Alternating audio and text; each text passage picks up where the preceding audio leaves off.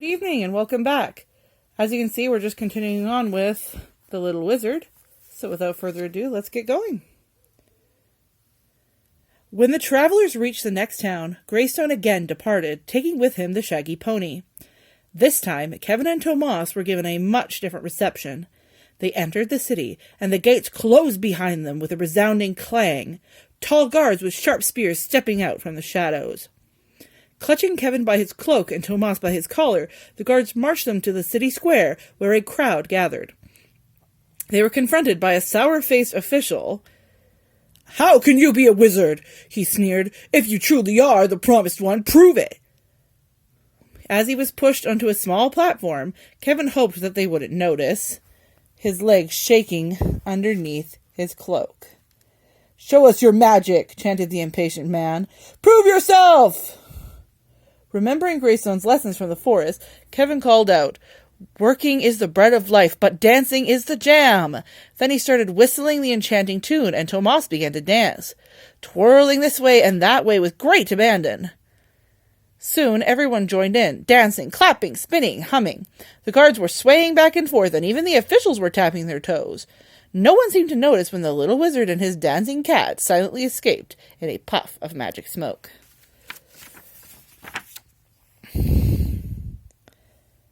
Still trembling, Kevin and Tomas rejoined Greystone and the pony. Fearful of being captured, the travelers slipped away through the forest. Emerging on the third day, they could see the golden towers of the Queen's castle in the early morning sunlight. "I must go no further," the dragon announced. "Remember, young master, thou art what thou believest thyself to be." Then he vanished before their very eyes. Kevin bravely approached the gate, and a guard barked, "Who goes there?" Summoning his courage, the boy declared, "It is I, Kevin the Wizard, with Tomas the cat. We have come to see the Queen." The door creaked open, and they entered. As their pony was led away, the travelers were taken before the royal advisors. "You boy, you declare yourself a wizard?" scorned the chief advisor. "Yes," Kevin answered bravely. Looking the boy over from head to toe, another advisor growled, "Then I suppose you must be taking the wizards to the Queen has ordered."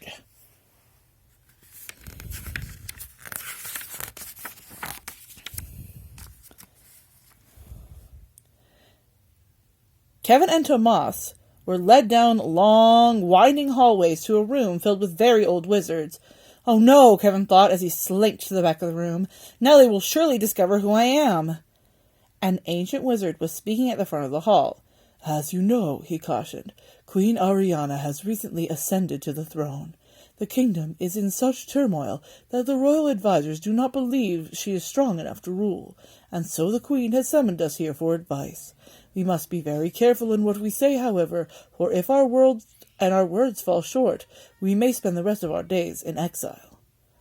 A bell rang and a secret passage opened, revealing the royal throne room. The wizards filed in, Kevin trailing behind, with Tomas hidden in his cloak.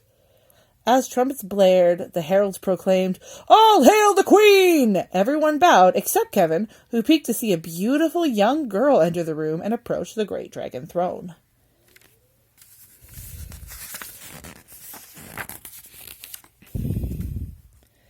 With a worried voice, the Queen addressed the gathering.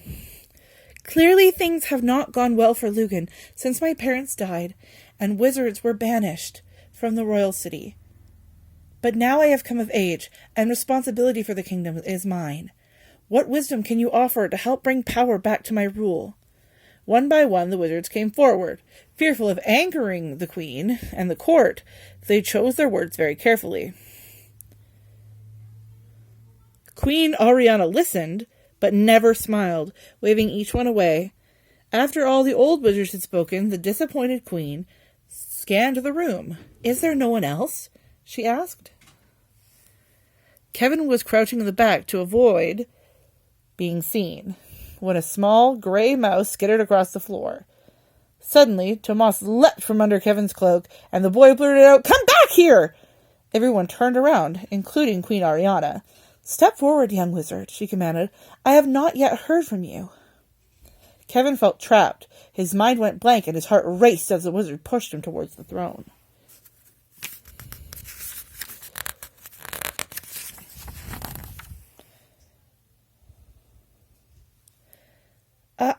I fail, beautiful queen, Kevin stammered, trying to gather his thoughts.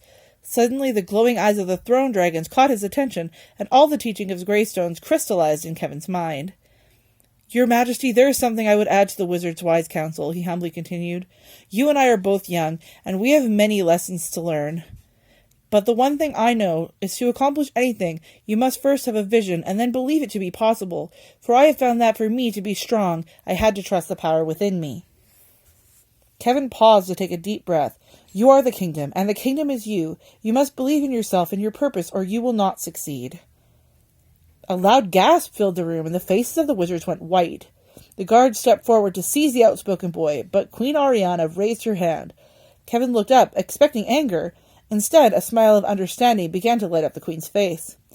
She stood to speak. The young wizard has been brave enough to tell me what no one else would. He believes in himself, and that is something I had forgotten. His honesty is needed, and his counsel I will accept.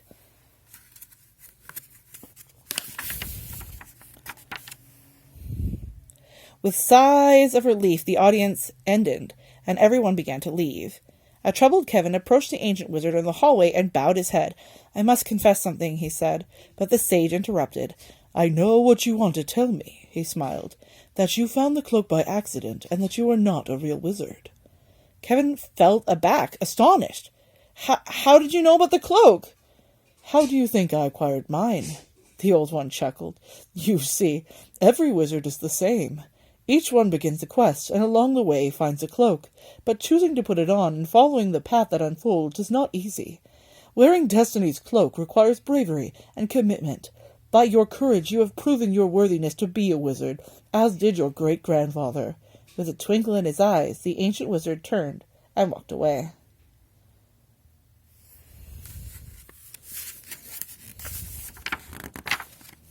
With renewed confidence, Kevin returned to the throne room and approached the queen. Your Majesty, I would be honored to enter your service as you have requested, but something weighs on my heart. My mother lies gravely ill, and only the water from your well can save her. I would be most pleased to grant your request, Queen Ariana sighed, but alas, the well has magically sealed when the sacred fire died after dragons were banished from the land. Come, I will show you. A small group, including the royal advisors, gathered around the darkened well. The little wizard closed his eyes and listened for the voice within. Then he began to circle the well, chanting the words that echoed in his mind. Light, fire, light, open wide this well, come, fire, come, break the darkness spell. A hiss, a crackle, and a great trembling came from the earth. Amidst a burst of flames, the ancient cover flew open.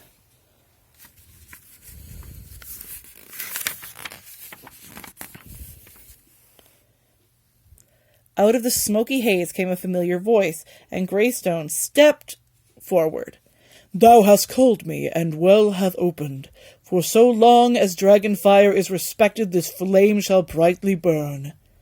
Still chasing the mouse, Tomas came bounding out of the smoke and tumbled into Kevin and Greystone. Seeing the three sprawled at her feet, the young queen laughed, and with the sound of her happy laughter, water sprang forth from the well. As Kevin filled his vial with the sacred waters, the royal advisors skulked away. Queen Ariana was decreed that dragons and wizards would both again be welcomed throughout the land. The little wizard prepared for another journey, this time accompanied by royal guards. After traveling at great speed to his home, Kevin hurried to his mother's side and gave her the vial of healing waters. She soon recovered, and with grateful hearts they all returned to the royal city, where Kevin was knighted and became the queen's most trusted adviser. So, if thou shalt find, one winter's morn, Destiny's cloak, and it be worn, be not surprised should you achieve a wizard's life, if you believe. The end. Thank you for joining me. We'll see you again next time.